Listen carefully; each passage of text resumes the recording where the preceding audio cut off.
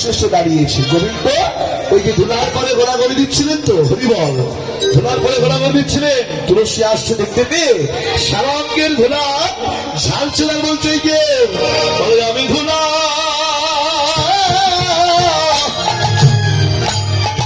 ওরে পাখি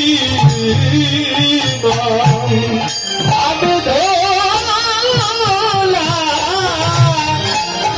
পাখি না, ওই ধুলা বাতাসে লেগেছে গাই,